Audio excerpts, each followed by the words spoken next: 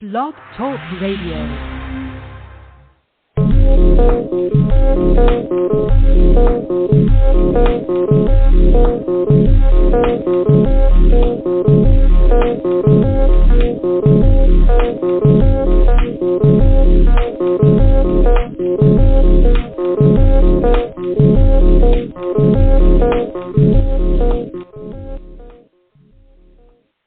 Coming to you from the Blog Talk Radio studios, ladies and gentlemen, this is Working the Marks, and I am New Jersey's premier journalist, the Professor, Fernando Uribe, and he is New Jersey's premier wrestling analyst, the amazing PBR, here on Blog Talk Radio. What's going on, brother?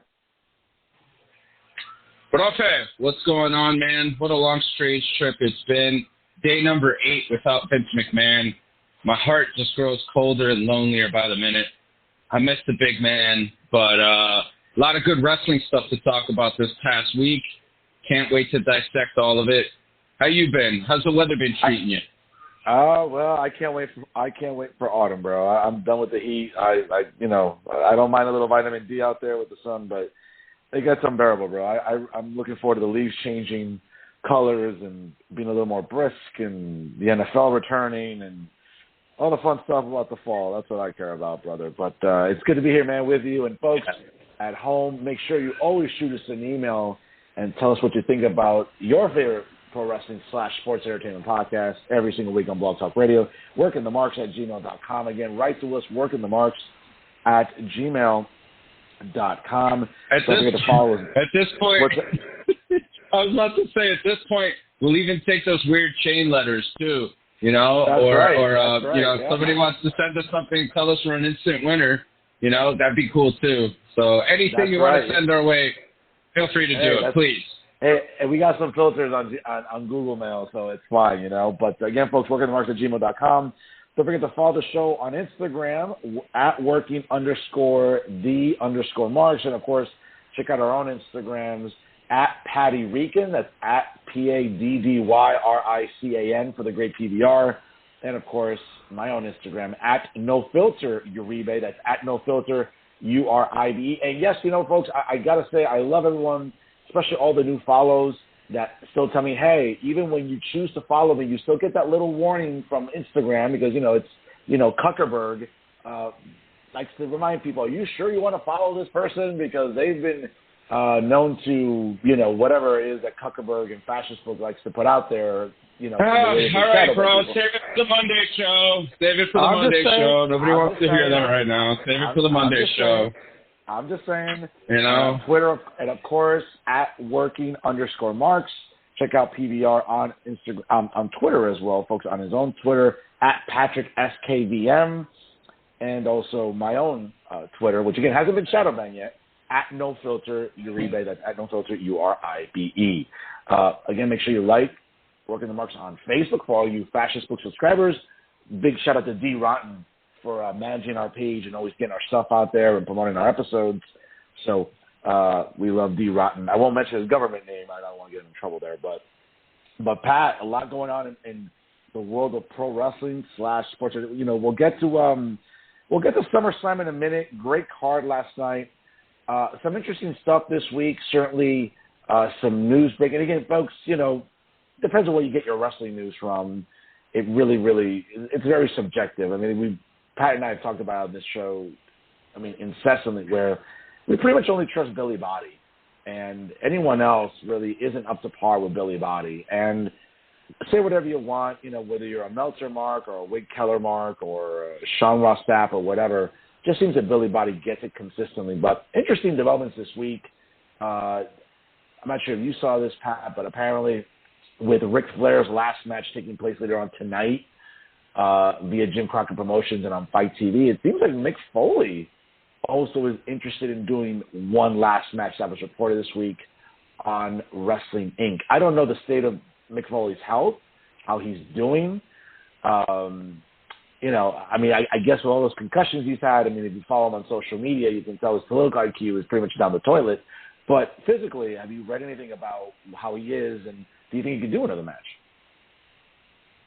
Well, I think if he can at least do his big spots, like if he can do the knee in the corner, if he can do the stair spot where he takes the bump into the stairs, if he could do all that good stuff that Mick Foley does, elbow drop off the apron and everything, why not? Give it a go. Let him get in there with a young guy, let that young guy use it as heat, whoever it is, say he's the king of hardcore now, even though WWE doesn't really do hardcore, but say he's the king of hardcore now, and give it to the fans. I think, look, I'm all for these types of things because as a father of younger fans, it's cool for them to be able to experience these things and to see these guys that I got to see. And, especially people who are, remembered and respected and, well regarded in the industry. So, yeah, I'm all for it. I think if he could do it one more time, why not? Give it to somebody who, they're good on the stick and somebody who, can do the hardcore bit as well. It's got a little edge to them. But I'm all for it. If Mick could do it, let him do it. And listen, he still has a great following. There are people that would definitely tune in to watch Mick Foley's last match. I mean, maybe, I don't know, maybe because I'm biased here. I mean, maybe not as much as people tuning in tonight for Ric Flair's last match, but he certainly has a following and a loyal, devoted fan base. So I wouldn't be shocked if he decides to do that. Who it would involve remains to be seen. I obviously wonder what promotion. He's a great talker, Fern. He was a great talker. You know what I'm saying? He is. He was a great character guy. He's got just as much of a following as Ric Flair. You know what I'm saying? A lot of the same fair. people who like Ric Flair like Mick Foley. So, there you go. No, definitely. In other news this week, a topic that was trending online ever since last week was apparently Max Dupree returned to television on Friday night during SmackDown and resumed his role as director of talent in the Maxim Male Models group, which, by the way, I got to say, they're growing on me. This week's episode obviously featured the Maxim Male Models, Marseille and Mansoor, in some of the most, showing off beachwear, celebrating SummerSlam this weekend. Some of the vignettes were, the typical, whatever you want to call them. I mean, I don't want to sort of sound, this might sound a little homophobic, but, sort of like those uncomfortable visuals of men wearing certain things and doing certain things with water splashing on themselves and whatever. It's a funny thing. I mean, it's a good vignette. They're growing on me. But I got to say, though, it was good to see him, obviously, with Maxine. I mean, Maxine, I'll tell you, garnish my wages if I could have a baby with this one, But Sophia Cromwell from NXT, obviously, they're there. It's really catching on, I think. And for all the rumors, obviously, that he was on the outs because of Vince McMahon, we all know with Triple H / Paul Levesque taking over creative completely in this company now. It seems like maybe Max Dupree got a reprieve here, and maybe he'll make the most of it because I like this gimmick. I think it's funny. I think it appeals and plays to the audience that just maybe doesn't like the uppity, snobby model. We live in this world of Instagram models and social media and branding. I think it's a good gimmick. It's growing on me, bro.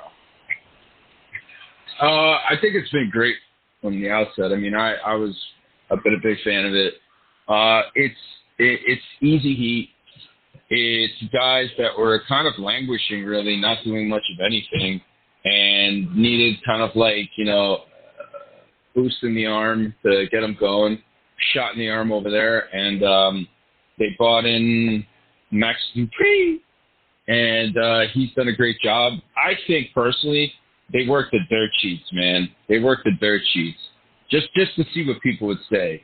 And of course, the marks are all going to believe that, it's because of Vince. He doesn't want to be around because of Vince, because the creative sucks, because of this, because of that, because the fans have convinced themselves of that, Never mind the fact that this guy's a human being and maybe he's got something to do or maybe he's coming back. Who knows? Who knows what it was? But I think it's been a really good gimmick.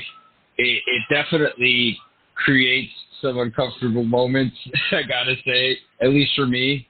But all in all, I just think it's really good and it's serving its purpose in being something that's going to catch people's attention and it's taking guys that otherwise wouldn't be doing shit and getting them on TV and getting them involved. And I think there's a lot of potential with this. I'd like to see at some point Pretty Deadly taking on them, because I feel like Pretty Deadly's kind of in that same vibe, and they could do kind of like a battle of the models type of shit, and that would be really funny.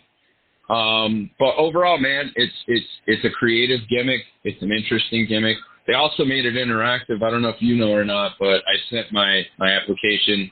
Hopefully I get in, but I doubt it. But it's something that's certainly really well done on TV, and I feel like it's got a pretty high ceiling. No, it certainly has, and I think, listen, I've always liked LA Knight. Going back to his days at Impact as Eli Drake, I think he's always been a good worker. Again, I'm not going to say, great talker. Great. He knows how to talk, Yeah, absolutely. I think he checks off a lot of boxes. I think this is a great gimmick. I think if he's not, and again, and listen, we talked about this off the air. This is a guy on the younger side of 40.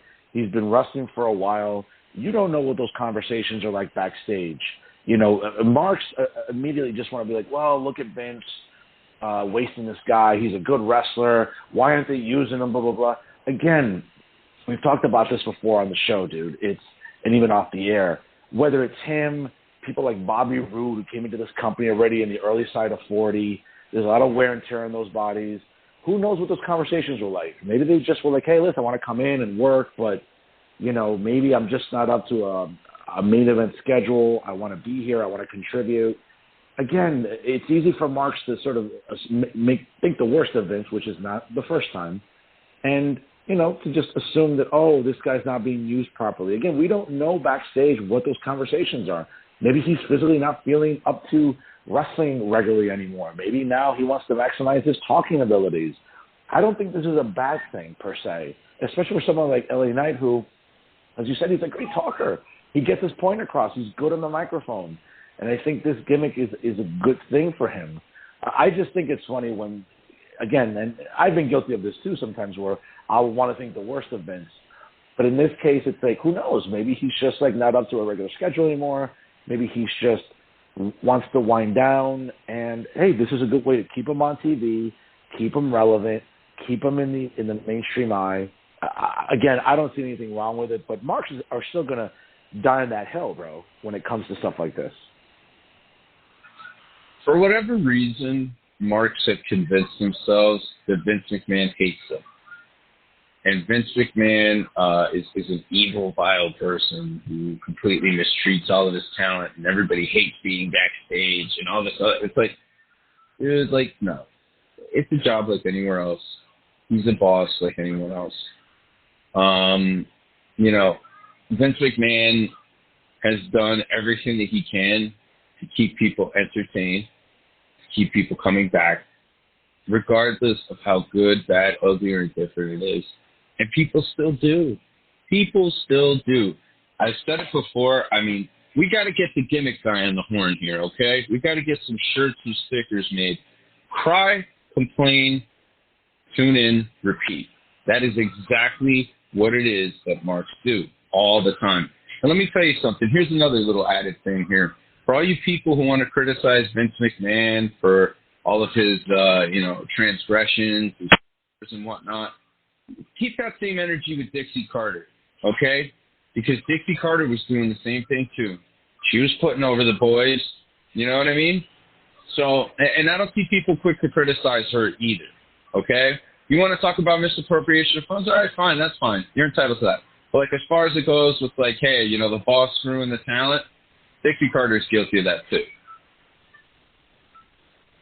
Well said there. Well said. And it's funny how Marks conveniently forget stuff like that when it's been talked about, at length on podcasts, shoot interviews about Dixie Carter having inappropriate sexual relationships with talent. So, and whether or not... let me clear something up here, Profe. Not to cut you off there, but let me clear this up.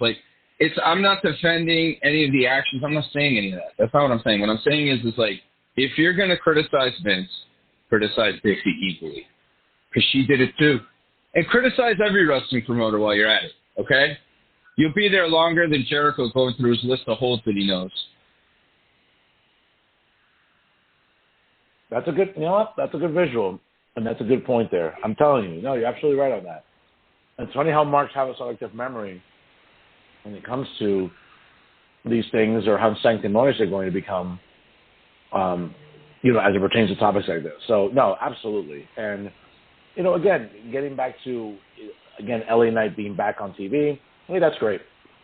And if it means that you can advance this angle, what it becomes, I don't know. I mean, I like seeing Maxine on TV. I'm not going to lie to you. But, I think it'll be interesting for sure.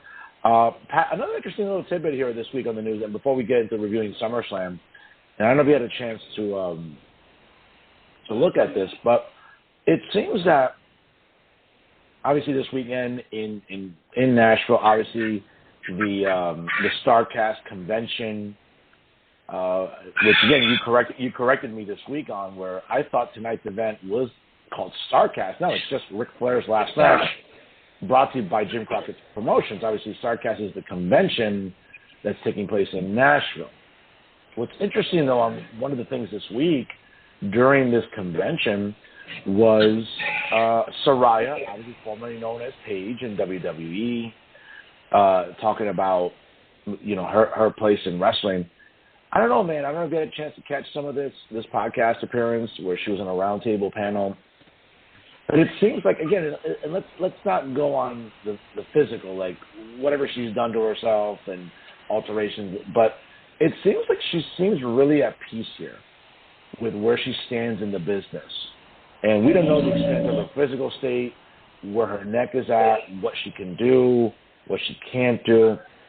But it just seems like she's really at peace after a very volatile last few years. I mean, I remember meeting her at a meet and greet in 2016 in Rahway, New Jersey. And I don't know, since then, obviously, we've all read about the downward spiral. I feel like she's in good shape right now, I think, physically and maybe even more importantly, mentally. And that's good, especially in a business where, this can eat you alive and you can go down a really long rabbit hole real quickly. I don't know about you. I was happy to see her. Seems to be like in a much better place now. Yeah, as far as the modern day Divas Revolution and all that stuff and the Four Horsewomen and everything, a lot of that came directly as a result of Paige. Paige was a big part of that, and Paige was a very good worker. She was a girl who grew up in the business. She knows the business inside and outside. She can work any type of style with any type of worker. For me, she's a Hall of Famer, in my opinion, man, just because of her influence and her impact on women's wrestling, I think that she also was big because she had a unique look, she didn't have the stereotypical diva look, how she chose to alter her appearance later on is her own business. But at the time, she had a very unique look. And I think that also not only lent itself to women's wrestling, but the girls with different looks. And I think it kind of created that path for them to kind of be seen more regularly. But I'm happy for her. Addiction is a really horrible thing, and anybody who's going through any type of addiction, if you're listening to this show right now, reach out for help. There's always resources available, and people do love you and care about you. I know it's corny as hell and stereotypical, but it's the truth. So I'm very happy for Saraya and where she's at, and I wish her nothing but continued success. If I had to forecast what I think's going to happen with her, I think she'll probably go out there, maybe work the indies, maybe do a match in AEW, something to that effect. Prove that she's okay enough, healthy enough to do it again. And then they bring her back, and they do the gimmick with her. She's not in the Hall of Fame, is she? I don't think she is, right? No. They haven't inducted her. No, they have not inducted her. Okay. I get confused sometimes because, there's been a few people that have retired and then immediately got inducted right after. But that, if I had to guess, what they would do, that would be really smart, and use her to take on a young up-and-coming talent, maybe run a little program, maybe put the strap on her one more time, you know what I'm saying? But she's definitely somebody that deserves those types of plaudits at the end of her career. No, absolutely.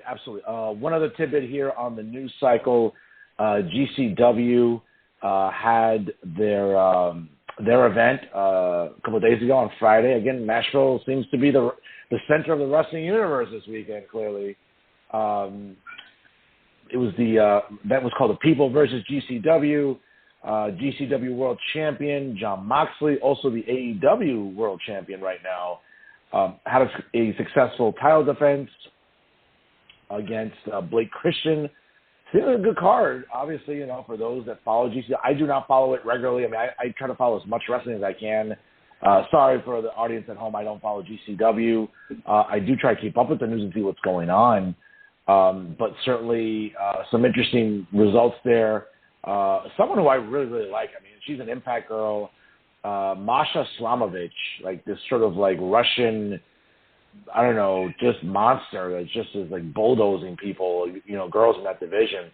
They had her fighting a guy on Friday. So it's kind of interesting what GCW does, man. You know, it just seems like Moxley loves doing these shows. Nick Gage, I know, cut a promo. He was in attendance. I don't know, man. It's funny, I guess. Listen, as long as he can keep physically doing it, it seems like no one's going to tell Jon Moxley he can't do these shows. Well, I think a big part of him leaving, aside from the money that AEW is offering him, was mainly because he would have the freedom to do these types of things. He enjoys doing it. You know, however people feel about it or not is their own thing, but he, as a performer, enjoys doing these types of things. And I think that because of that, he kind of opted to go down the route that he went down. I just think that eventually, you know, he's getting older. I think it's only a matter of time before he kind of finishes out whatever he's going to do, which probably might be another year of this. If he's not already in his 40s, he's going to be shortly. You know, he's a guy that I see kind of just wrapping up his time on the indies and then just going for one more cash grab in the E and doing like a Shield reunion or something before Roman bounces. That's what I'm thinking. You know what I mean? If I had to kind of, you know, forecast what he's do. Sorry to cut you off. According to Wikipedia, Jon Moxley is 36, so he's not old at all. But that's not old at all. But his body's been through a lot, so he might feel 46. Yeah, with everything he's been through, you know. Well, you know, between that and also becoming a father too, you know, I mean, this is stuff that's definitely going to take a lot out of you. So, you know, I just think at the end of the day, he's probably looking at it and going, gee, you know what? I have an opportunity to go back to give back under a new regime, under somebody who made me feel like I was valued. You know, and again, I'm not going to say that doesn't exist. That does exist. But to the lengths that fans think, no. To the lengths that marks think, like, you know, these guys just don't want to work for Vince McMahon. It's like, no, dude. No, there's a lot of other variables to consider that are not just Vince McMahon. And a lot of those variables are on the performer's end. But, you know, I think that would be interesting to him. And, you know, who knows how long Roman's going to stick around, you know. Obviously, Roman's decreased his schedule, but I'm sure that if Roman's going to stick around for a year or two with a decreased schedule, he's going to want to do better stuff, more emotional stuff, more compelling storytelling. And what better person to do that with than one of the guys from the Shield? And, you know, you can reunite the Shield again. You know, I mean, I thought he and Moxley had great matches together. I thought all three of those guys worked each other so well. And, you know, to be able to get them back, that would be awesome. In a dream world, if I had to pick, I mean, depending upon when Moxley's contract expires, but if it expires in 23, you know, I'd love to see Rock come back, take on Roman, beat Roman with the help of the Usos. The Usos turn on him and join with Rocky because he's the real head of the table. And then Roman has to get the Shield back together to do like a 6-man and then to maybe face Rocky. But Rocky's just doing a one-off. So that's a pipe dream, folks. Hey, Triple H, when you have a chance, and I know you tune into the show, hire PBR as your booker, bro. Right there. That's a booking dream right there. Well, I told you. Yeah, Triple H, if you want to hire me, I just want you to know I can count to 10, I can count to 20, I can count to 3. I'm good at ring crew, and I'll do anything. And I'll take tickets. You can make me a lunch lady, whatever. It's fine. But definitely. I would like to see that. But from what I understand, Rocky's just coming back for a one shot. So, bottom line is, there's a lot of upside for Jon Moxley to come back, and I think ultimately he's gonna, man, because he's inevitably going to exhaust all his options in AEW. Unless he just wants to keep cutting his forehead open, then, at that point, that's his thing. Yeah, definitely. Well, again, let's get into SummerSlam here. Great premium live event last night on Peacock. Thankfully, we were able to watch, the show without, an official amount of ads, but... oh, shit, you paid the $5 extra now? You're paying $10 a month now? No. I chose not to do that. I'm still withholding my extra $5 and spending it on another cocktail when I go out. But great card, though, Pat, top to bottom, obviously. Let's kind of run through it real quick, what you like, what you didn't like. No disqualification tag match. The Mysterios teaming up against the Judgment Day. Nice to see Rhea Ripley back out there. I know there have been some reports about her health, whether it was an irregular heartbeat, maybe a concussion. Just nice to see her out there. Talented girl. I love Rhea Ripley, but good match. What do you expect from three solid workers? Dominic, I think, has really improved in this last, I would say, since the pandemic when they were just doing Thunderdome shows. I mean, I think Dominic is really, really improved. I mean, there's still some things he could work on, of course, like anybody. Solid match. You saw the vignettes during the pre-show about Edge. You expected him. It seemed almost like predictable, like, okay, he's got to come out during this match. And sure enough, he didn't disappoint. A good match. I thought he was kind of teasing a Brood entrance with the staircase and the fire, but good to see Edge back. Where this goes now with the Judgment Day, I don't know, remains to be seen. I was digging the super demonic look from Edge. He was really going for the whole demon satanic kind of vibe with the red jacket and the hair and it kind of looks like the devil. He's like the devil came back. I guess that's what he's trying to push. But yeah, we all kind of knew what the deal was. That was excellent stuff. He and Ray, former tag team champions, so there's always that little nugget. Dominic, I fucking love the mullet on him. The mullet works for him more than it works for Brian Pillman Jr. because Dominic's Mexican, and Mexicans love mullets. So, he's taken that heat away from him, in my opinion. But overall, just a really solid face versus heel tag team match. Love seeing Rhea Ripley anytime I can, respectfully. And, that's that. I thought it was a really solid, well done, well produced heel versus babyface tag team match with a surprise return, or quote unquote surprise return.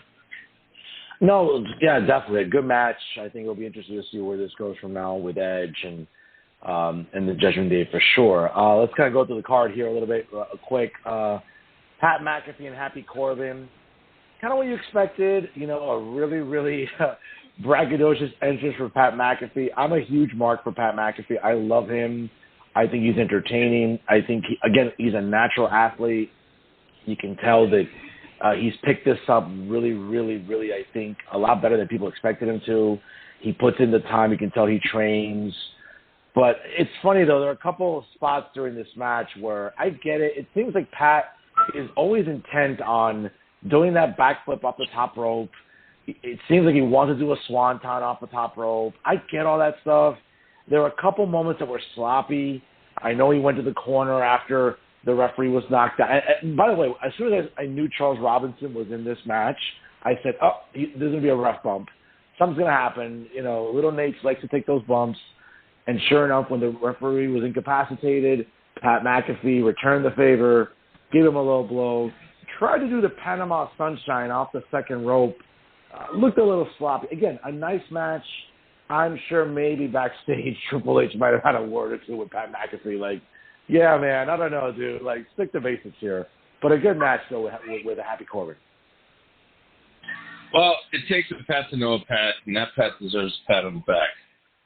He did a great job in there with Happy Corbin. I think the both of them were able to make enough of a story this match to get people interested. He did his usual high spots. The one thing that stuck out to me is I watched it with my cousin, and my cousin was also a worker. We noticed how blown up Pat was at the end of the match. Pat McAfee looks like this is kind of a little pulled back the curve, but like when wrestlers wrestle, they kind of use a certain type of breathing style to help you not get blown up as much. You might commonly hear it like this, Mick Foley with that, So that little breathing technique helps you keep your wind a little bit longer, a little hack in the ring. Pat McAfee doesn't seem like he does that. So when Pat McAfee was done, he was so blown up in the match. And you could see the difference between he and Corbin. Another thing that stuck out to me was there's some weirdo on the ramp on the way down during Corbin's entrance that painted his face like the Joker. And you could see that this guy must have done it in the bathroom or something, but he was standing there like yelling at Corbin, like I guess trying to shoot his own angle or something, So, and then if you notice right afterwards, they cut away from him, and then security escorted him out because that typically WWE doesn't like that kind of stuff. They don't want people doing that kind of thing. Like, it's like, get out of here, bro. Like, we're not trying to put you over. Like, this ain't your show.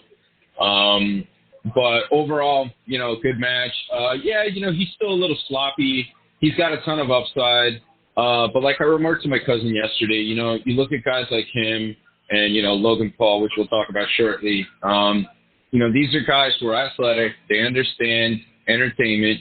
They have a following. They're genuinely like interested and respected, and they don't carry a lot of the baggage and the problems that some of these ex-indie wrestlers do and the egos that they have. So they're willing to go along with whatever the program is because they're happy to be there and they're going to do it well. And they just check off all the boxes all around. So, I can't say that I blame WWE for doing this because it's smart. And he's the announcer. And inevitably, that this is going to build to a match between Pat McAfee and Corey Graves. So we'll see when we get there with that one, but that should be pretty interesting. But overall, I enjoyed it. Absolutely. Speaking of Logan Paul, since you just referenced him, I would argue one of the matches of the night. I think Logan Paul and The Miz told a great story. I love the finish, beating The Miz with his own move. Always nice to see Maurice at ringside. I mean, my goodness. Talk about a MILF. I mean, that's Maurice. Folks, that's just the way it is. Sorry if that offends anybody, whatever. But great match, good storytelling. Logan Paul has picked up a lot, bro. He's a natural athlete. You can tell. That frog splash from the top rope to the table, my God. Oh, I was just flabbergasted with that. Mm-hmm. Yeah, I mean, man, there's just so much to break down, but Logan Paul, he gets it. He really, really gets it. And, a long time ago, I had said it when I was on some other podcast that like two people listened to. And I had mentioned that Logan Paul needs to stop with the boxing, needs to stop with the gimmick boxing and all that stuff and, fighting YouTubers and all that. Like, this dude, he's cut out for wrestling. He should actually be involved in the business. And sure enough, he's involved in the business. And so many little things. Like you said, you can tell that he's putting in the work. The little things he does, like selling exhaustion in a match. Like, still being able to, like, walk to the top rope, but selling those little things. Like, he's been in a battle. He's been at it. Miz, again, not the flashiest worker, not the best worker, solid. The Miz is one of the greatest mid-card wrestlers ever. He really is. But more importantly, the Miz understands the WWE TV style, and he understands what to do. He's also a guy from Ohio, too, so they kind of have that instant connection, and they've just been able to create great chemistry. Logan Paul, he reminds me of Art Barr, the late, great Art Barr, former tag team partner Eddie Guerrero. the way he does his frog splash, his body type. Art Bar used to do it obviously a little differently, but just the way it looks and the way he looks really reminds me of Art Bar. And I just think that his potential is really, really, really, really high. And WWE is going to develop him into becoming a very huge star. And do not be surprised if one day Logan Paul becomes WWE champion. No, I wouldn't be surprised either. A couple other notes about SummerSlam here, too, on the card. Kind of interesting, though, Pat. This is not surprising. Obviously, during the night, they showed some things to the crowd, obviously, who was in attendance. Jim Cornette on Twitter this morning tweeting, obviously, they showed an appearance of Kid Rock. Obviously, he lives in Nashville, owns a couple mansions in Nashville. One of his songs from his album was one of the title songs. Not the most visually appealing woman next to him, clearly, unless you're Stevie Wonder. That was hilarious. That popped me. Really, that popped me. That was hilarious. Yeah, it was kind of funny. And this is kind of funny. Jim Cornette today on Twitter writes, quote, "Good to see 1960s character actress Barbara Pepper again. Sad to see at WWE still propping up the failed career of this repugnant right-wing trailer trash, quote, musician," as it referenced to WWE, on their Twitter page, talking about WWE Hall of Famer Kid Rock is here at SummerSlam. Listen, I love Jim, the podcaster, the guy that knows the business. We all know that Jim Cornette politically is as intellectually bankrupt as anybody. But, I mean, whatever. He's entitled to his opinion. But clearly WWE doesn't have a problem with Kid Rock. And we all know what Kid Rock's been doing, though. He's been doing Tucker Carlson. He was on a special. I mean, he's a Nashville native. So, I mean, not surprised if WWE to feature him, though, during the card last night. He's actually not a Nashville native. I believe he's from Detroit originally. Okay, correct. But he's convinced himself that he is, and that's fine. I don't really care. And again, I think this is kind of corny, kind of looking at it and not understanding what the deal is. WWE doesn't care. They've had people on that, are kind of controversial. They brought back Hulk Hogan. You know what I'm saying? They've done shit like that. But he already knows that they don't really give a rat's ass about any of that stuff because that stuff went on outside of the WWE universe. They didn't have him talk about anything. They didn't have him do anything. If anything, they had him do a funny segment, and I thought that was cool what they did. And yeah, so what? He fucking made the song for it. Big deal. Big fucking deal. You know what I'm saying? It is what it is. That's just business. He's not there to talk about politics, is he? Did Kid Rock talk about fucking politics for 2 seconds when he was kissing that, very well-fed woman? No, he didn't. That you're really nice there. I was going to say something else. Yeah, well-fed woman, absolutely. But he didn't, right? He didn't. He didn't talk about politics.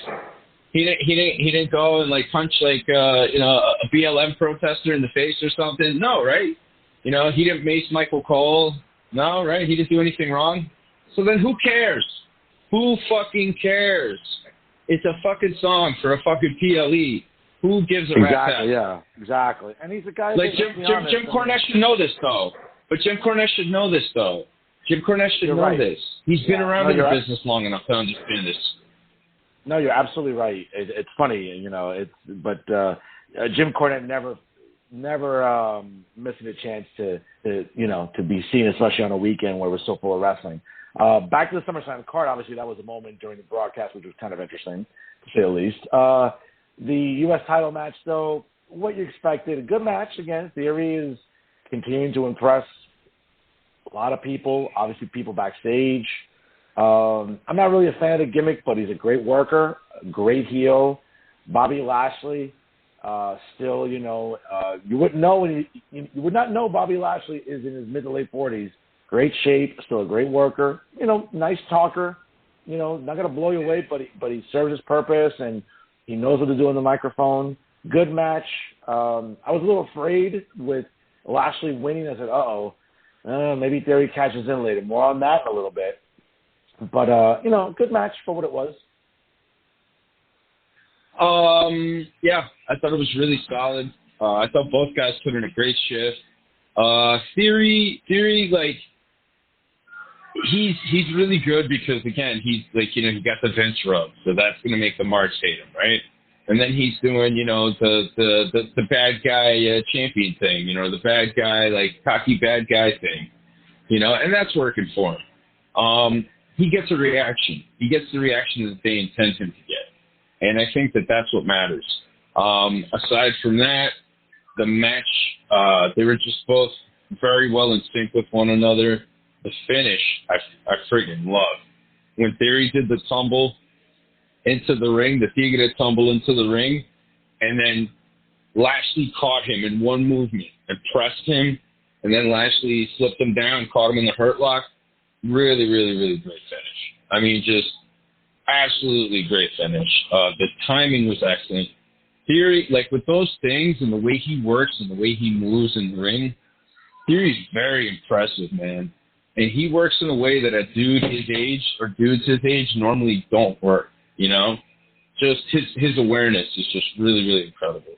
So he's somebody that I think is going to be big talent real soon. And I just think as far as his gimmick goes, it's good for right now, but he's going to have to do something a little different or find something a little different to kind of spice it up to take him to the next level, I agree. Again, a good card for what it was. Obviously not the last we'll see of Theory during the evening. The Undisputed WWE Tag Team title match, guest referee, Nashville native, Slapnuts, Hall of Famer, Double J Jeff Jarrett. Another great match between the Usos and the Street Profits. Not a surprise with the ending. I figured the Usos were going to retain. So, again, not something that I really, really was too, as they say, was, unexpected last night. Yeah, I mean, they're the best in the biz, man. They're gonna keep retaining. They're gonna keep going with that storyline. From what I understand, they were supposed to drop it to Boogs and Nakamura. That's what I heard, but then Boogs got hurt. But they're going to hold on to that as long as they can. They might even go till WrestleMania, let's be real. But we'll see what goes on. I thought the match was excellent. I love Double J. Great to see him. An underrated wrestler in terms of like how he was used in WWE, in my opinion. He was a guy that could go with anybody. And even his indie stuff recently, he was still really good and still was able to do something different to be able to tell a good story. So, nice to see him. But, yeah, man, I thought it was a solid match. I really loved that the Usos used the 3D and, just another one for them and another great match between two solid tag teams. No, definitely. The SmackDown Women's title match, as good as possible. A little bit of a controversial ending. Obviously, a great way to extend this feud. Obviously, you saw, I guess to my knowledge, Pat, like at least a Ronda heel turn. The way that, she kind of was a sore loser after the match, going after Liv, going after the referee. Funny to see Daivari and Jamie Noble in the ring. I would have loved to see her, manhandle Daivari. Never cared for him or Jamie Noble, but obviously that's not what was booked there. But interesting, developments. Obviously, the way the camera angle shows that that Liv did tap right before the referee's hand counted the 3. So a good way to extend it. Not sure if they'll have a match at the Castle coming up in September. And so the timing of that pay-per-view is interesting, which we'll talk about in a minute. But who knows? Maybe it'll extend itself to Philadelphia in October for Extreme Rules. I don't know. A good match for what it was. I enjoyed it. I thought that it was better than, obviously their little tiny tussle. But I thought they told a really good story. I thought Ronda did exactly what Ronda needed to do. It's crazy about Ronda. I noticed last night that even when she does like gimmick throws, she still does them in a very shoot way. And she just there's just a snap to her movements that the other girls at that roster don't have. And it's really interesting. But I like the finish. I thought it was good. I thought both of them looked really strong. Ronda going crazy could either lead to them suspending her, taking her off TV, because, Scrap Iron Adam Pearce, he's Law and Order in the WWE. And, I think they could do that, or they're probably just going to end up doing the castle thing. But overall, it was good. And, I got to say, like, Ronda's she's kind of like really starting to improve, I think. And Liv did a great job in this match too. So, in my opinion, progress with both of them. Like they're both putting in the shift, and you can tell. And I thought their match was produced really well. And good to see Liv kind of like get in there and work a little bit of that shoot style with Ronda too, add a little dimension to it. Definitely. And again, as a Jersey native, I love Liv Morgan. I'm glad to see the title still on her. We'll see how long this run continues for Liv Morgan. The Raw women's title match, interesting. Opened the show. Great match. Listen, we've dissected to death on this show. I'll concede the point to you always that, Bianca's a great worker. She gets the business at a very young age, is a natural athlete. I get it, she checks off a lot of boxes for who WWE's trying to appeal to. I don't really care for the gimmick. I'm sort of over it, but it still somehow gets a reaction. Well, okay, well then that's it. It'll keep making money and keep being obviously very noteworthy and very visible, and that's fine. But a great match. You're in the minority of fans. You're in the minority of fans when it comes to Bianca Belair. That's fine. Because she really is over. She really, really is. She's organically over. And as somebody who's seen her walk into a building and, in a crowd, like, in her reaction, it's legit, man. It's legit. But you're definitely in the minority of fans. And that's fine. There's a flavor for every fan, but she's a really, really talented performer. And she's somebody, and especially her and, her fiance, her husband, Montez, you can tell those two really study the business. You can tell those two, like, really, really, really, like they are making the most of their Peacock subscription, okay? You can tell because every time those two come in, they look better, they look different, they look sharper. It's really something, and I think that those two are going to be future players in the company for a very long time. No, absolutely, and obviously Bianca getting the win there, clearly winning that feud in the rubber match, and obviously settling that, as they say, in the blow off. At the end of the match, obviously we got to see Bayley return. Good reaction for her. Obviously it's an open air stadium. We can't really sort of quantify the noise per se, but a good reaction to see her. She's been gone for more than a year. Again, another one. It's not for me. The kind of butterfaces, lunch lady haircut look girl that she is. I mean, that's fine. Not really for me, but she gets a reaction. Great worker. Bit of a surprise though, Pat. With people that apparently whose contracts had expired. Sean Ross Sapp, again, who's about as reliable as your typical CNN or MSNBC correspondent, reporting that Vince McMahon was not interested in Io Shirai or Dakota Kai, or the idea of putting them as a faction with Bayley some time ago. Again, take that with a grain of salt. But this definitely, to use a term that you use very well, this definitely scratched the belly of a lot of marks online who are adamant about, well, now that Vince is gone and Paul Levesque is running creative, we're going to see a better product. And I think Triple H kind of spoon-fed the marks a little bit of that with, like, bringing up Io Shirai, who I love, aside from the theme music, which is one of the best ones, I think, in the company. Great worker. Yeah, it seems like Triple H was kind of scratching that belly, bro, last night by bringing those two girls up to the main roster.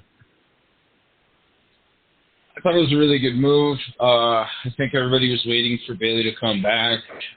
Bayley needed to come back and do something, maybe a little different, maybe aesthetically, who knows. But I think this is nice.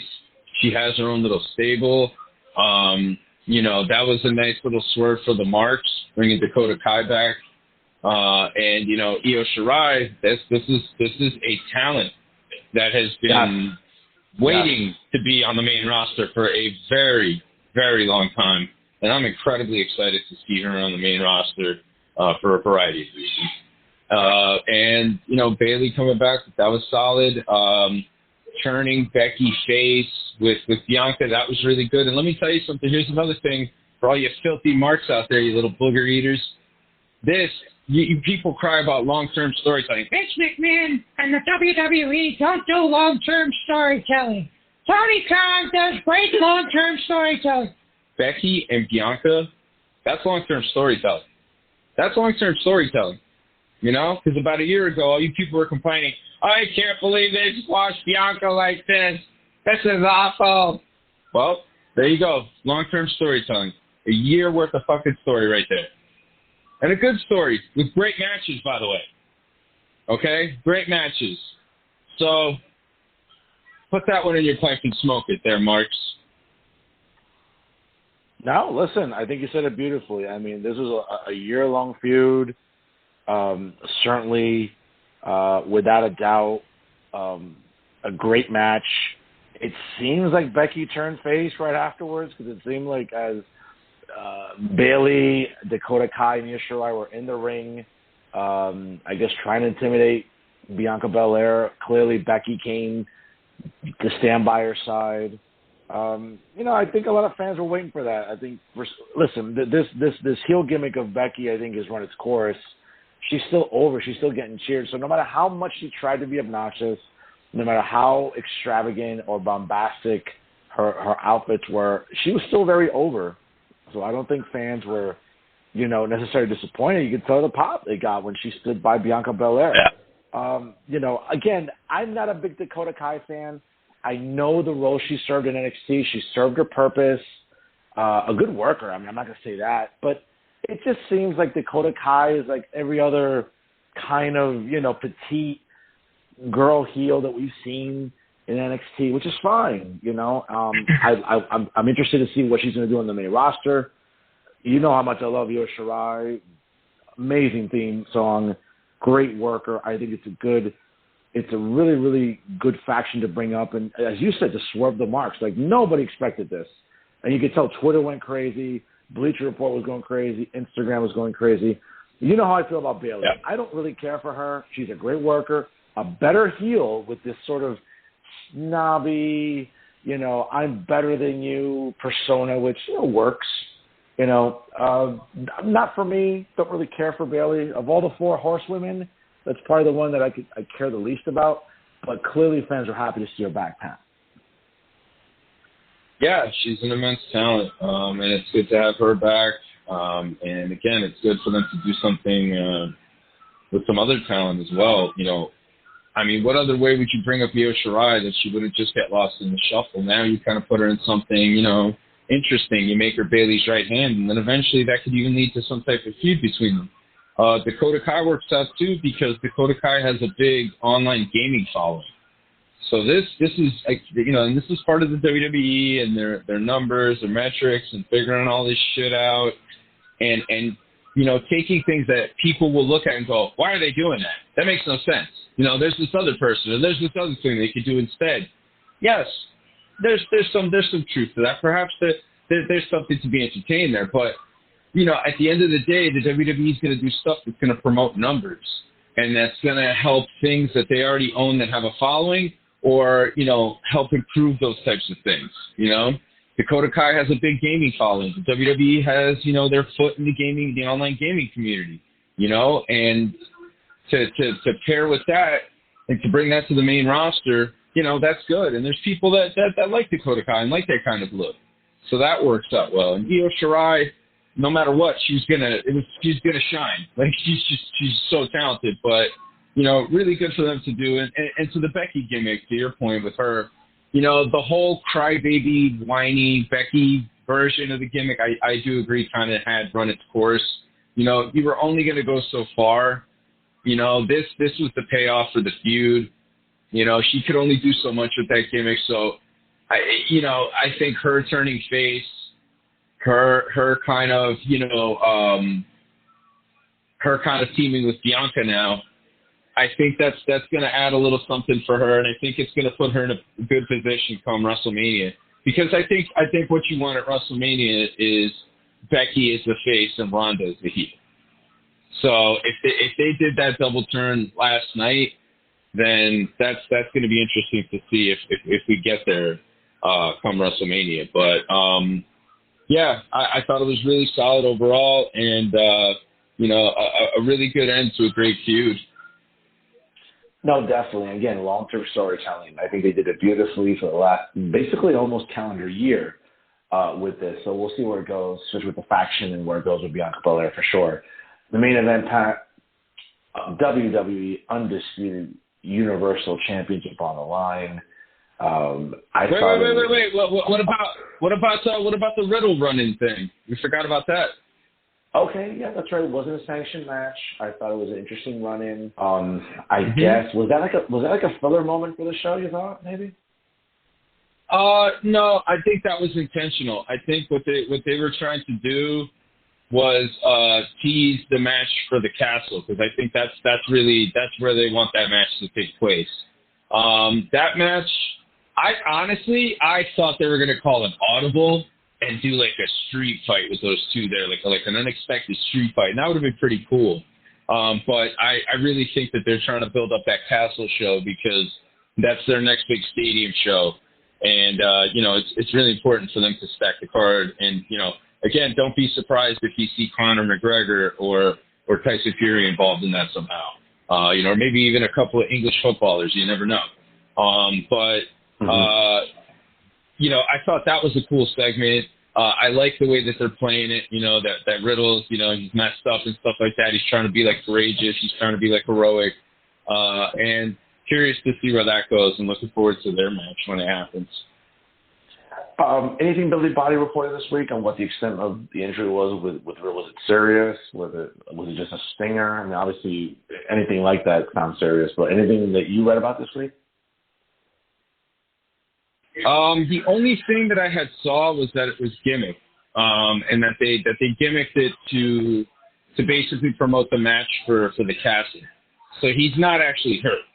It's just that they're trying to gimmick it to get it to the casting. Okay. Listen, I think that'll be a great match at that stadium. It's a great facility, obviously, as we showed some highlights of it during the broadcast as well. So it should be good. Obviously, the first UK live stadium show since, if I'm not mistaken, ladies and gentlemen, since Wembley? Since President George H.W. Bush was in office. That's how far along we're going back, folks. When WWE had a live stadium show in the UK. So definitely looking forward to that. Real quick, obviously because of the date, it's very interesting though, Pat. Certainly it's a Saturday during Labor Day weekend. The next night is All Out.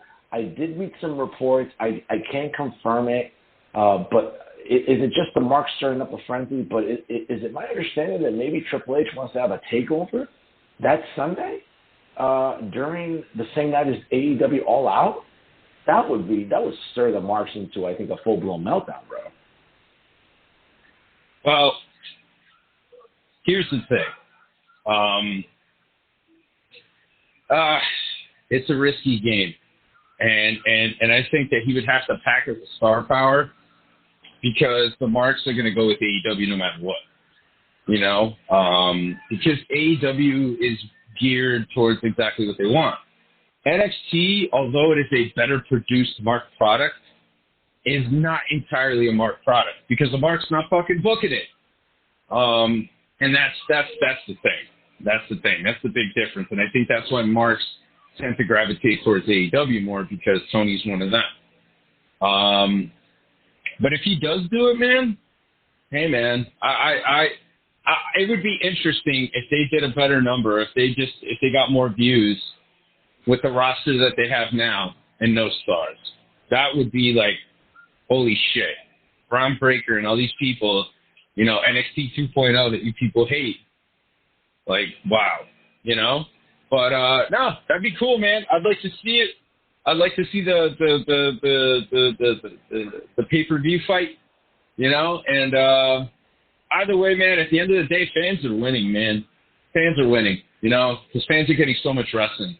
It's bananas. So, yeah, man, would be pretty interesting. Would be pretty darn interesting to see. Well, the thing is, though, too, I think obviously Marks want to have their conspiracies, right? Well, Triple H wants to get back at Tony Khan because of, the NXT Dynamite, when there really wasn't a war to begin with. But the Marks want to concoct this sort of fabricated war in their minds. And now they're saying, well, now Triple H wants to get back at Tony Khan by having a show on that same Sunday as All Out. Listen, you said it perfectly. I think it is a gamble. I think if you're going to have a show like that, it's going to force people. Can I find this on 4chan? Can I find this on 4chan? This thing that you talk about, this conspiracy theory, because that's what it sounds like. It sounds like something you find on 4chan. That Triple H is trying to get back at Tony Khan for the Tuesday or the Wednesday night. Like, give me a fucking break. He doesn't care. He doesn't care. NXT's a developmental show. You know what I mean? Like, this is nonsense that fans fabricate. No, listen, I'm with you. I think it'll be interesting, though, again, leading to the castle. In the main event last night, bro, the WWE Universal Championship match, it's kind of funny. The fans are already, great match. I would argue, Pat, the best match in the 7-year history. Certainly, I think it was unpredictable. I think the bulldozer. maybe I'm not using the right name to describe that vehicle, but forklift, excuse me, with the Lesnar logo on it. Obviously, some marks were complaining online that fans who paid hundreds, maybe thousands of dollars at ringside had their view obstructed. I mean, there was a complaint about something. A good match, great match. You can tell they worked very stiff. They were laying shots into each other. Again, this is me. And maybe because you know how overly analytical I am, it's just the academic in me. I have to go back and watch what those seconds were. But, bro, we've always been preconditioned to a last minute is incapacitating the guy to where he cannot continue, or she cannot continue, up until the count of 10. Yeah, we've seen guys and girls buried under rubble. They can't seem to get up. But the idea of standing on top of the rubble, I don't know. Maybe that's just something that maybe I'm just being a little too OCD about. Maybe I'm just being a little fickle or splitting hairs here. A great match.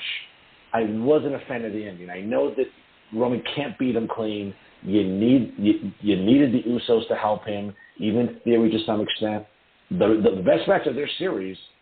I just didn't really like the ending, but again, that's just me splitting hairs, Pat. Maybe you should write a letter to Jack Tunney. Oh man, I don't know. Maybe God rest his soul. He's a former president. You should have the finish reviewed. Or you know what? Send an email to Scrap Iron Adam Pierce. See what he says to you. Stage a protest outside of corporate. Go ahead. I mean, it really, dude. Really. You're really going to... Come on, man. The freaking gimmick match. I just said it was the best match of their series. I think it was great. I'm not saying the finish was great.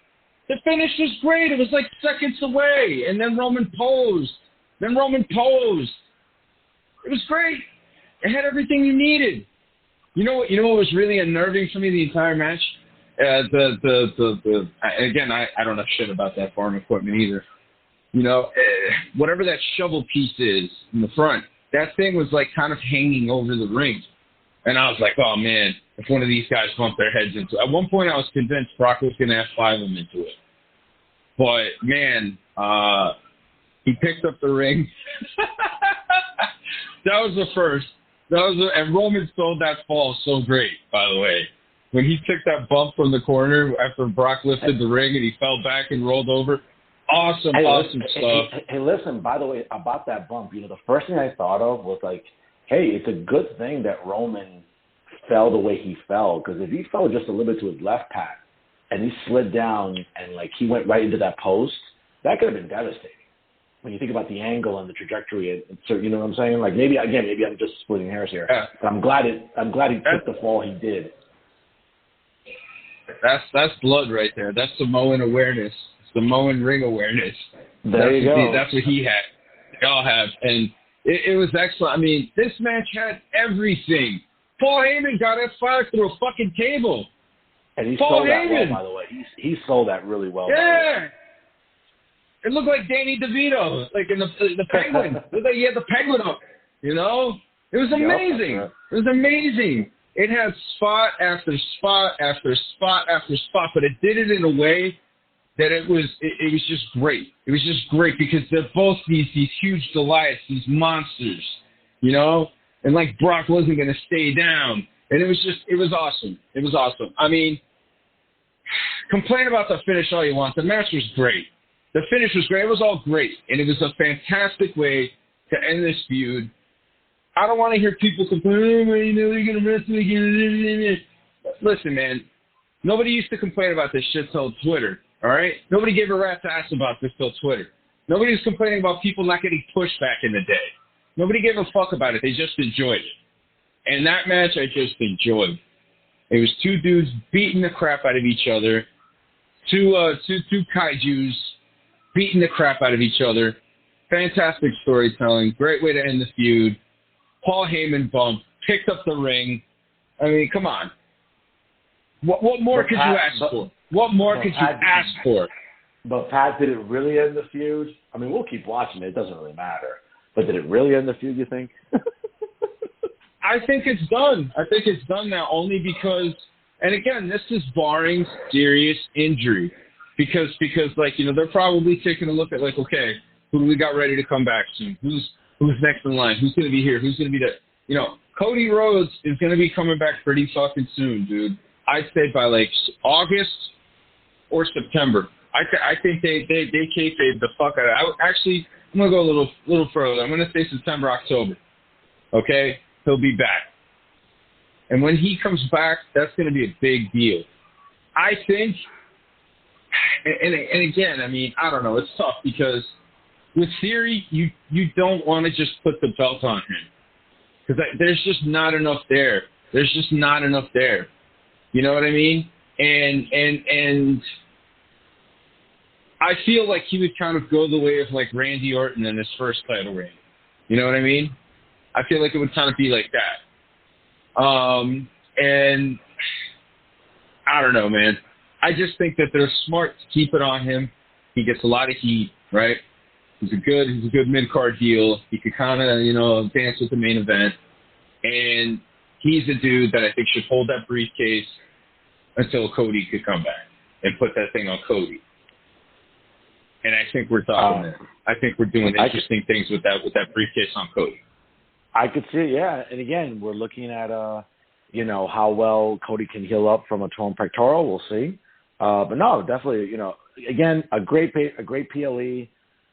Be interesting, obviously, now after SummerSlam, how they go forward moving towards the castle. As we know, Drew McIntyre is the number one contender. That should be another great match. They've had great matches in the past. And we'll see how long, you know. Clearly, you know, Roman today celebrates 700 days as WWE Universal Champion, one of the longer reigns ever, like in the history of the business. I mean, my God, I was, you know, me being the researcher and seeing just the title reigns on it. I mean, listen, is anyone ever going to eclipse Bruno Sammartino of 2,803 days? Clearly not. That's never going to happen again. However, this reign has been historic for Roman Reigns. He has beaten a lot of people. He's had a lot of great matches. I mean, we're seeing a guy who is clearly in the last 10 years, Pat, since he's been on the main roster. My God, you want to talk about an infinite amount of improvement for someone like Roman Reigns and everything he's doing.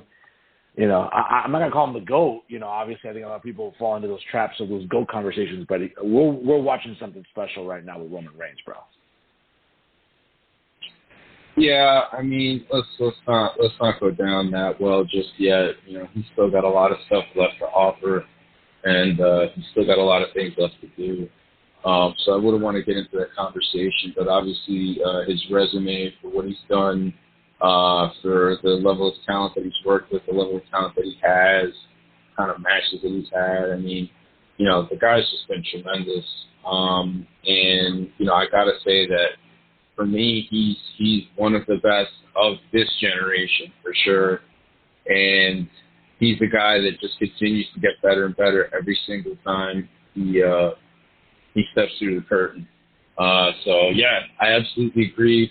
We're watching something special, but I don't think we should start going down that goat well just yet. You know, I think it's good for him to say it, you know, for Heyman to say it, you know, to promote that character, to put it over more.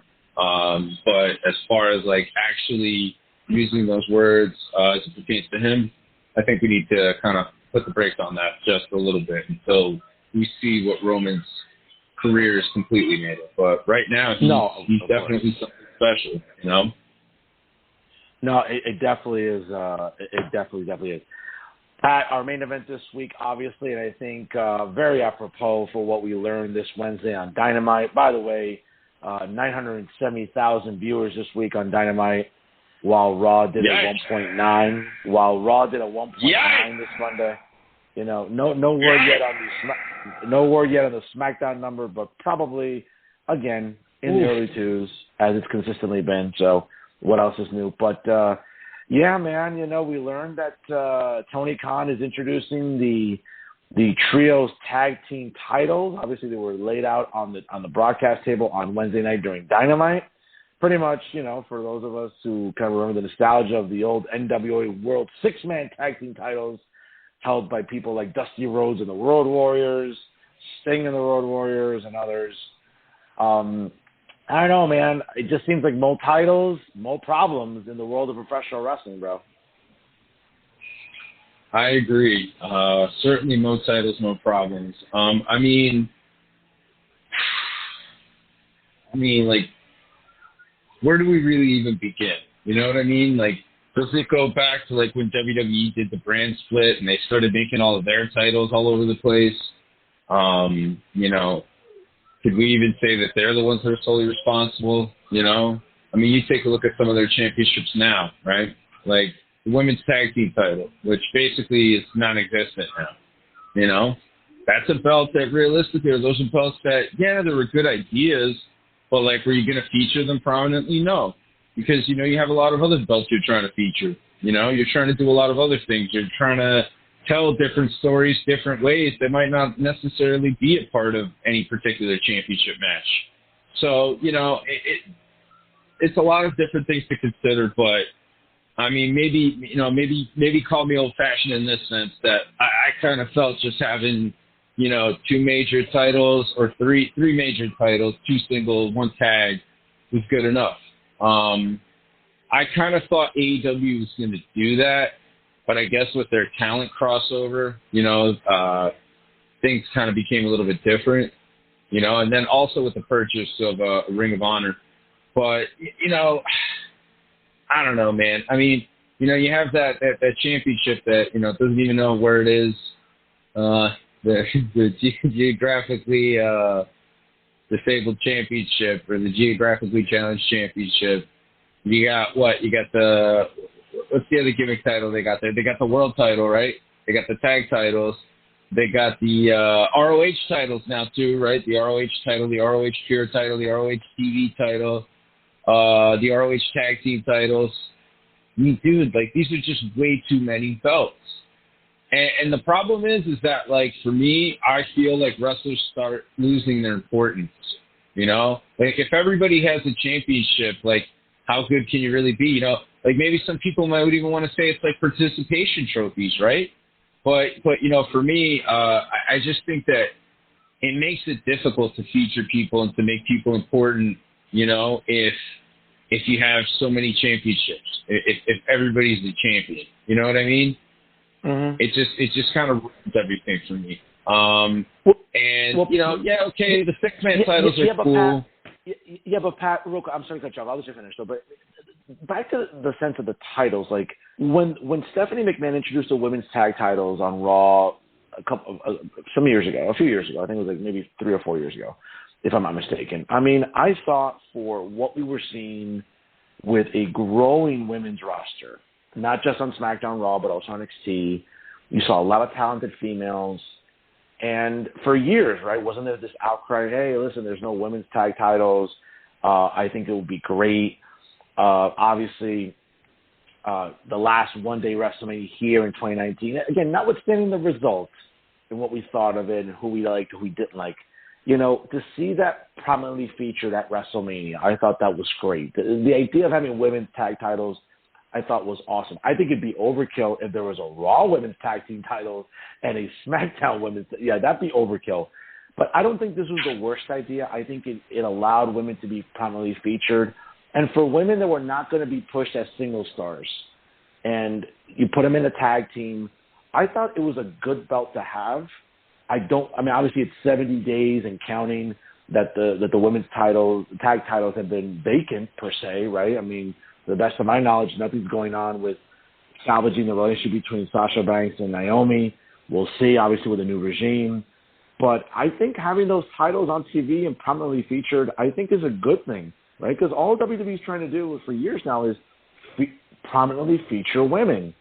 And they've had a lot of good female wrestlers. Well, I think there's nothing wrong with this. I just hope that, again, whether or not we believe Sasha's, you know, allegations backstage, oh, they weren't defending the titles, it wasn't featured. Well, again, whether or not she has a grievance or not, I don't know. I'm not going to take a side on that. What I'm saying is it was not being put on pay-per-views. It was not being featured. It's not the end of the world if they bring it back, Pat, and I think featured. Because, again, I think it allows certain women that may not get singles titles pushes to be still prominently featured on TV. I don't think that's a bad thing, bro.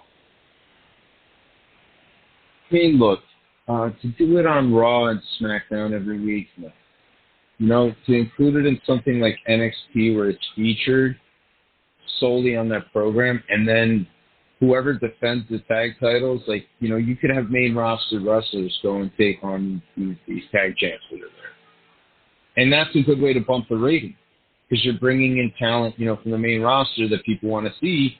And now they're going to be like, shit, maybe I should watch NXT because this tag team from the main roster is going to be there.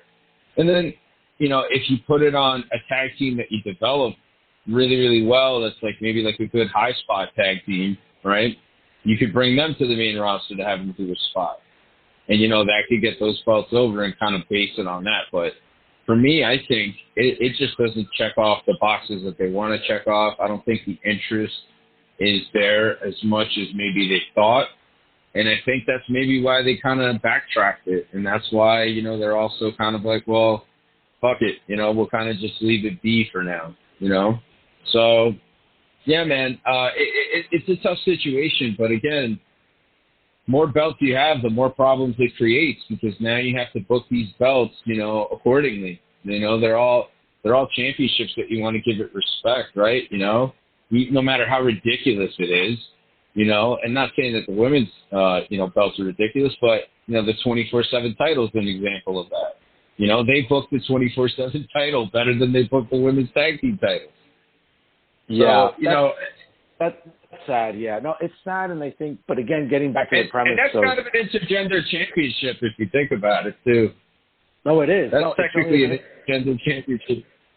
No, it certainly is. But I think also the premise that, you know, what AEW did this week in announcing now an AEW Trios tag team title, 6-man tag title, a tournament supposed to be starting, I think, this week on Dynamite. It culminates at All Out in Chicago.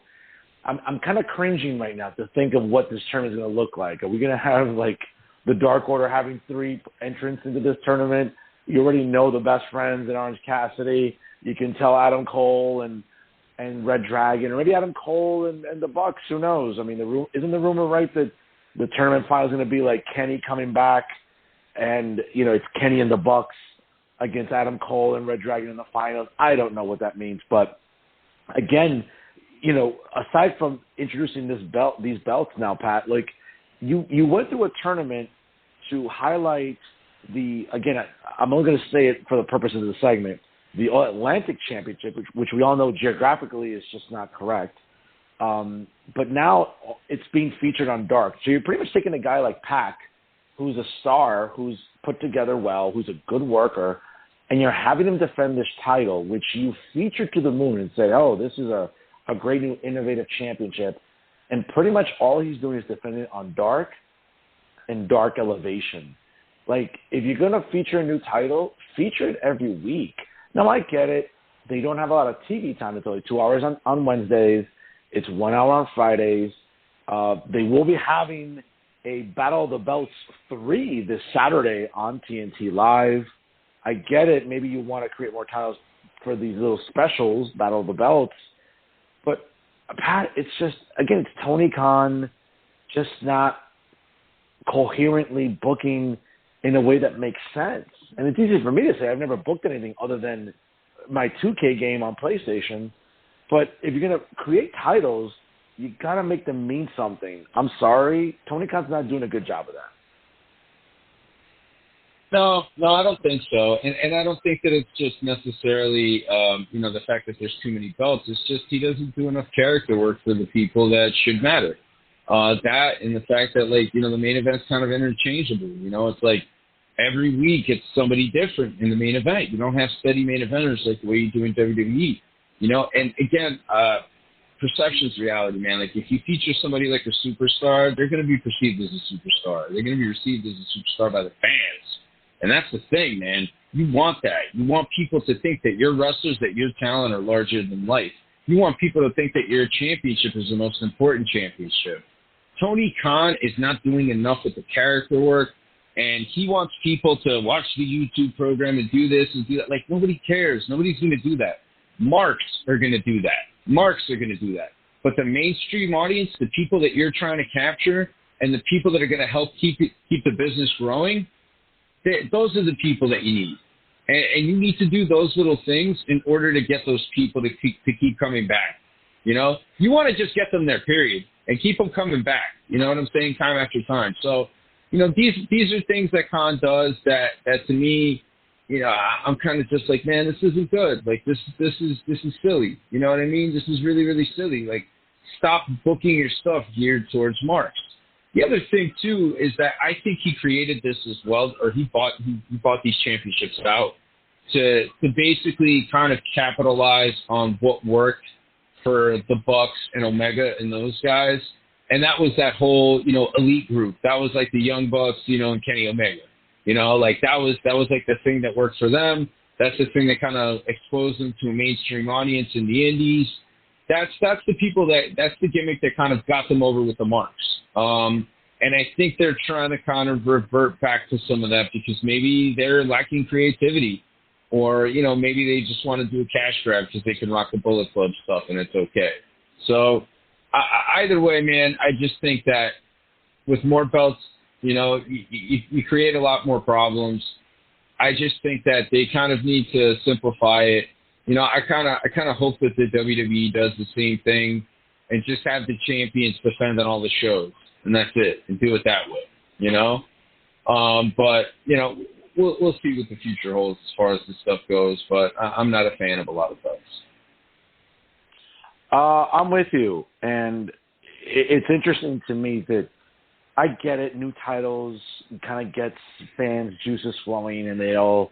But again, think about why. I mean, again, we have to sort of get out of this mindset now, saying, "Well, why Vince?" That's Vince is no longer in the picture. But why do you think that the European title, which was always a title that had a lot of prestige, why do you think that hasn't been brought back? I think, to your point, it's gotten, it was probably thought about backstage and, in creative meetings that, hey, listen, we start having way too many titles here. Like you said perfectly, it's just becoming like a participation trophy climate. And listen, we all know how much I hate that, which you can hear about on Monday nights, folks. But I think it was smart all these years by WWE to not, perpetuate that climate by having these titles. Yes, it's, again, fans were clamoring about bringing back the hardcore title. That's not what WWE was for some time since the end of the Attitude Era. Like, they're not having hardcore matches anymore. Now with moving towards TV 14, I don't know. I seriously doubt that will change the mindset creatively about whether or not to bring back these titles. But I would argue it'll be interesting about what this does to the landscape because, I think Tony Khan's just kind of in panic mode here, man. I think he's just trying to come up with anything and anything to boost ratings, which it's not working. Again, another week, under 1 million viewers. And once again, folks, what's to blame this week? Maybe Shark Week, it was a good week this week on Discovery. The baseball pennant races are heating up, but let's be fair, Pat. There's no NBA on. There's no NFL. That'll be back in a couple months. So it's like this is the time you would think Tony Khan has to be full-blown steam ahead and say, listen, what can I do to help accelerate this product to more eyes? And, okay, it might have gotten a boost for the marks. Like bringing those titles out, yeah, it helps propel the marks into a frenzy. I don't think it gets new eyes on the product. And again, it's just showing how tone deaf and disconnected Tony Khan is. But the marks don't want to hear that. The marks are going to die in a hell that, he's just trying to he's trying to be different from WWE. Okay, great. Clearly he is by having garbage wrestling on Wednesday nights and on Friday nights. Yeah. Yeah, I agree. I mean, at the end of the day, dude, it just seems like he's convinced that his way is the best way. And the numbers, it seems like they don't matter to him. He's really just intent on doing things his way. He's going to go with CM Punk. When CM Punk comes back, he's going to get the title back. They're going to do him and Kenny. It's going to be a whole big thing. It's going to be a whole big thing that they're going to do. But again, by the time they get to all that, they're going to end up losing so many fans because so many people are just not going to care by that point. So, I don't know. Let's see what Tony Khan does. But if he keeps going this way, I've said it before, I really don't think AEW is going to last. I'm with you. I think it's going to be something that, you can only bleed money up for so long. And listen, you got a show coming up this Saturday, Battle of the Belts. You got All Out in Chicago. I mean, whether or not this is their big show of the year, I would argue, Pat, that it's not Double or Nothing that's their big show. I would argue that All Out seems to be their big show for the year. But I could be wrong. Maybe I'm misconstruing the way I look at the way that the company's set up and the emphasis they put on it. But I just don't think introducing – and listen – are you going to give exposure to guys that maybe aren't going to be featured prominently? I mean, unless you're putting these belts on new talent to get them over, what's the sense? What, to appease the Bucks and Kenny as ultimately maybe the Trios Tag Team Champions? Is it to appease Adam Cole? I mean, clearly I don't think that's something Tony Khan's interested in. Or what, to push Orange Cassidy? To push some of these guys? I mean, listen. You bring back, you resurrect the FTW title. You put it on Tom Holland this week. Again, not a huge spike. I get it. Marks for that audience. Oh, yeah, they blew a load on themselves. Great. I didn't see the big deal in Hook. Whatever. Whether or not these trios tag titles moves the needle. I think we're seeing, though, consistently, man, it's not working. It's not something that I would say is going to really move the needle as when it comes to this audience. But it's funny how tribal AEW fans get online, because as soon as those titles were introduced, and I get it, some fans were happy about it, but the first thing that was consistent, I don't know if you watched Twitter this past week and also on Instagram, and well, I know you're not on Facebook, but fans were just like, all right, well, more titles, or well, what does this do? Why are you going to do this? What, to just feature a few guys and never defend them? Again, you just create a new championship and it's being defended on Dark. Like, Jesus Christ, the Geography Championship shouldn't be on Dark. It should be prominently featured on Dynamite. But again, it just seems like Tony Khan doesn't want to listen to anybody, and it's like his way or no way, and he's just going to go down with that shit, bro. It's kind of tragic for a guy spending that much money, and the ROI is just not coming to him. Yeah, I mean, look, inevitably, he's probably going to end up going down to, like, small buildings, like, 3 to 5K buildings. He's going to keep, like, Ring of Honor alive. He'll keep that Mark Indie crowd, like, alive. But, like, as far as it goes with, like, them expanding, going global, like, becoming, like, huge, like, people can criticize WWE all they want for SummerSlam and saying that they couldn't sell at that stadium, but to be able to draw almost 50,000 people to that place, regardless of that, still pretty impressive. And something that AEW can't even do. With the amount of money that they have and with the talent that they have, they still can't even do something like that. And that's a problem, you know, because they should be trying to get there. And the intent isn't there. That's the other thing, too. The intent to get to that point is not there, because if it was, they would be making their product a lot more mainstream, and they're not. You know what? And to that point, I'm glad you brought that up about attendance. Yeah, listen, it's great that they can fill up the United Center. It's great that they're probably going to fill up the Arthur Ashe Stadium in September. Again, these are all buildings that are around 20,000, you know, maybe a little bit, a shade under 20,000. I mean, last night, what was the big talk going into last night for SummerSlam, right? Oh, you know, it was only 38,000 seats that were sold. And I get it. Again, yeah, you know this terminology. The camera, the side of the stadium where the camera is. I mean, if you noticed, I mean, they shot away from it very quickly, but if you noticed the way they were walking from the ramp, the other side of the ring area, there were a lot of empty seats. Okay. Yeah. Whatever that camera, is that the hard camera? I'm sorry, you know these terms better than I do. Is that the hard camera? The hard camera, yeah. The hard camera is the side that the camera's, it's the opposite of the crowd side. You know what I'm saying? So when you see the crowd that you see, yeah, that's the non-hard cam side.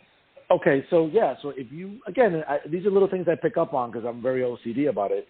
If you watch some of the entrances when they were walking towards the ring, you could tell that other side of the stadium was empty. And for those of us that, you know, you and I are NFL fans, we know that these are buildings that house 80,000 seats. I mean, by and large, you know, Nissan Stadium seats around 78, almost 80 and change. Okay, going into last week, right? What was the chatter? Oh, WWE's only sold 38,000 seats. Well, guess what? Last night, Kane was in the ring. Obviously, you know, he's the mayor of a nearby town, Knox County. They announced it at a little over 48,000 and change. Well, guess what? That is more that AEW will ever see. They could book shows for the next 6 months, and they may not reach 48,000 people. So, again, we've talked about it before. The marks, the AEW fans, oh, look, they only got 48,000 people in that stadium. AEW is nowhere near. And I know that people want to say, well, Fernando's always about, making equivalences, and that's how he wants to make his point. No, you have to use equivalences to say that it's still a tough economy. We're living through really, really trying economic times. Again, I don't want to get into that. I get into that on Mondays. But, you know, it's still a good showing for fans to go to Nashville. Dude, as we learned, it's a wrestling weekend in Nashville this weekend. You had GCW show on Friday, SmackDown, SummerSlam last night. We have Ric Flair's last match tonight. You know, that's going to pack people into Nashville in the Municipal Auditorium. Hey, maybe people don't have F-around money like they used to just go to as much as they can. 48,000 people for a SummerSlam, that's a good turnout. I think that's the upside I'd like to look at because AEW's not going to get 48,000 people anytime soon. I mean, bro, it ain't even about that, you know? Again, like, everybody was complaining about this card. Oh, this card's weak. Oh, this card's this. Oh, this card's that. All this nonsense, right? And what did I say? I said, hey, yeah, the card might be X, Y, and Z, right? And even people might not like it, but the performers are going to show up like they always do. And what happened?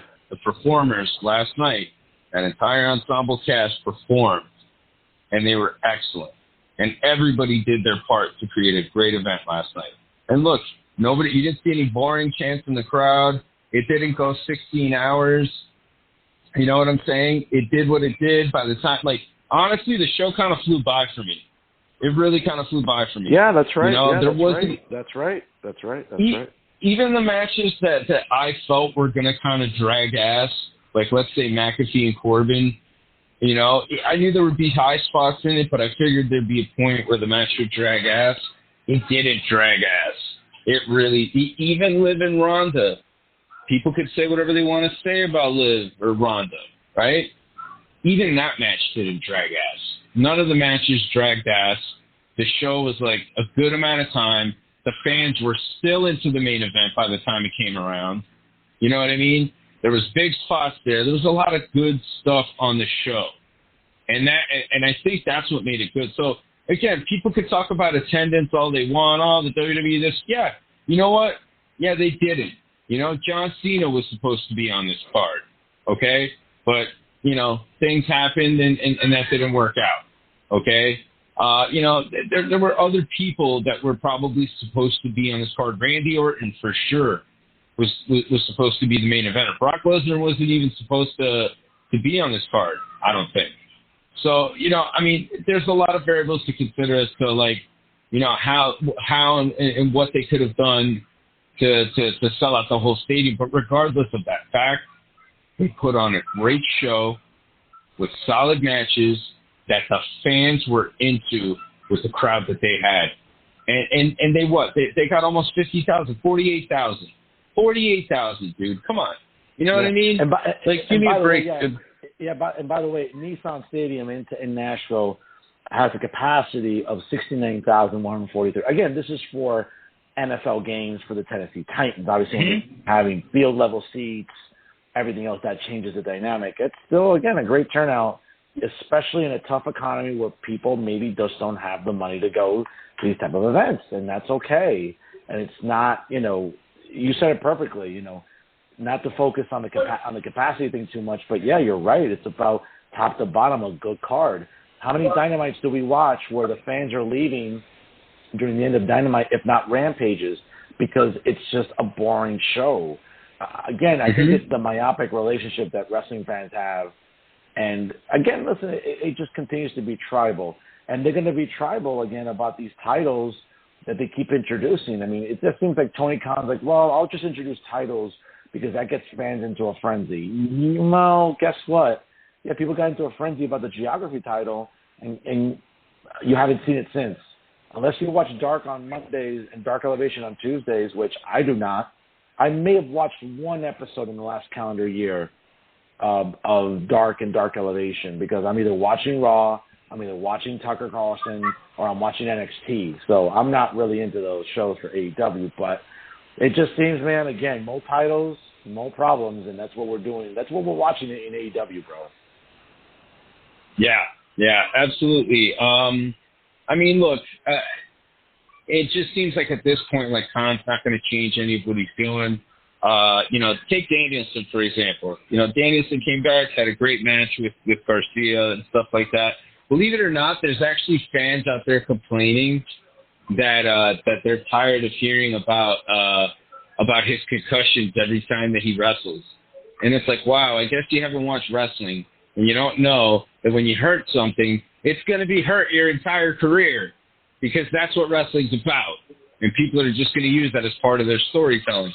But, I mean, Danielson, you know, for me, this is a guy that should be in the main event. He should be the champion. He should have been the champion a long time ago. This is a guy who's been, you know, on reality television. You know, this is a guy who, you know, got over a chant, like got over a huge chant that people did at sports stadiums. You know what I'm saying? I mean, he transcended wrestling. He had a lot of crossover appeal.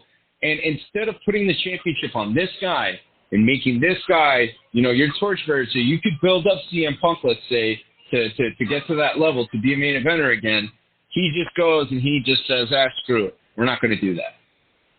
And look, a lot of it, too, is Danielson. Danielson wants to do this. But, I mean, there comes a time as a promoter where you got to kind of, like, just say, hey, man, nah. Like, you're a main eventer. This is what's best for the company. This is what's going to keep the company going. You know what I'm saying? And I just think that, you know, Tony Khan just really lacks that awareness, and he's very insistent on doing things that really kind of make no sense and are not good, you know, for his product now or in the long term. So, again, you know, let's see what he does. I think he's hell-bent on putting that title on CM Punk and having CM Punk in his mind go head-to-head against WWE because he's convinced that if he puts that championship on a heel Punk, he's going to draw better ratings. He's going to do bigger numbers. He's going to get more people to care than the people who tune in to see Roman Reigns every Friday. So, hey, good luck with that one. I think regardless, the fans are going to win. The AEW fans are going to love that. The WWE fans are going to continue to do what they're doing. And wrestling fans and sports entertainment fans in general are just going to watch what they want to watch anyway. So, yeah. And again, it should be interesting. It's a great time to be alive because there's a lot of options for wrestling. You know, obviously, you're seeing it this weekend in Nashville. Different wrestling promotions are gathering, providing different things for fans. I don't think there's anything wrong with that. I think you said it perfectly. Folks, again, that's our show for this week here. Before we let you go, again, I want to thank you all for tuning in here. You can always check out all of our episodes free of charge. You can download them, listen to them anywhere, anytime, from any PC, Mac, smartphone, again, any iPhone. For those of you that have flip phones, I mean, again, if you can tune into this, we love you. Please do that. Tablets, preferably, iPads, which are very easy to navigate. So use those. Again, www.blogtalkradio.com/workingthemarks. Shout out to D. Rotten, our great brand ambassador who just is very ingenious and does great things to promote our stuff. So God bless you, D. Rotten, because you do outstanding work for us here on the show. Shoot us an email about what you like. workingthemarks@gmail.com. What don't you like? Do I bloviate too much? Does Pat bloviate too much? Are we interesting? Are we not? What do you like about the show, ladies and gentlemen? Write to us. We love to hear feedback from our fans. workingthemarks@gmail.com. Don't forget to follow us on Instagram @working_the_marks. Our own Instagrams as well. Always great content there. @Patty Rican, PADDYRICAN. Make sure you follow me. @NoFilterUribe. Ignore the little message you get from Instagram. Yes, follow me. I don't do anything misleading, so follow me. Also follow us on Twitter for the great PBR @PatrickSKVM. And of course, same brand, name for me on Twitter as well @NoFilterUribe. Yes, Twitter hasn't shadow banned me yet. Let's hope not. And make sure you follow us on Facebook, folks. Working the Marks, easy to find. You'll see that great picture of PBR and yours truly on there. And again, Pat, before we close it out here for the weekend, any last thoughts? Nothing much, really. I mean, I think we kind of broke it down really, really well. And yeah, folks, feel free to hit us up. Send us any chain letter. Please don't send us anything saying that you live in Haiti and you want us to invest in solar panels or something. We're not going to buy into that kind of scheme. And also just want to promote my upcoming show, Thoughts and Prayers 22. That's going to be at Crave 43 in Union City, New Jersey. That is next Saturday, August the 6th, featuring performances by Earth, the Breathing Planet, Locaine, the Child Actors, and the Mighty Airseas Fragment. So you might want to come and check that one out. We got some hot deals. You can get tickets for $10 if you get them online on Ticket Tailor. We're going to be releasing all that stuff. I'll be releasing that on my social media @Patty Rican, PADDYRICAN.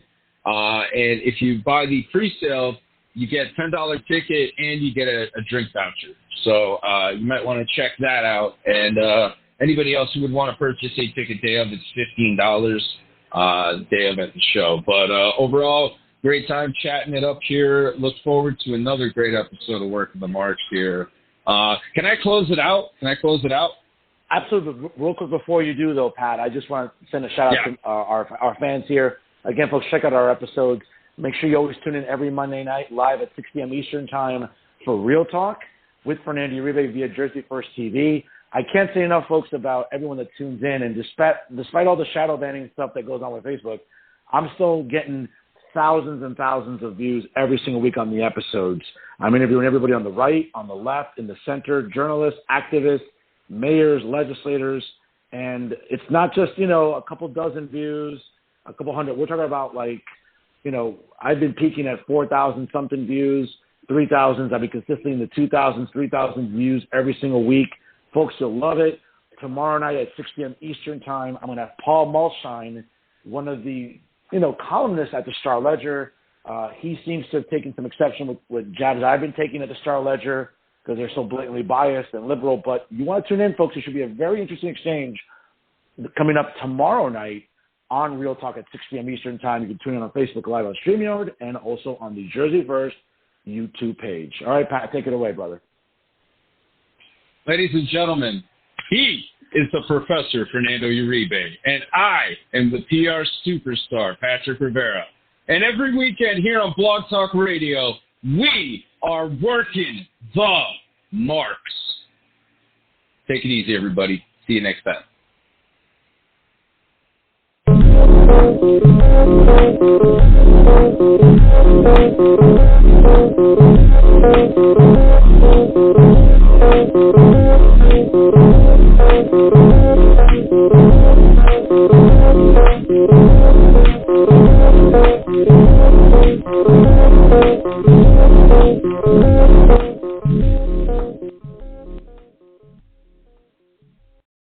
Famcast Media.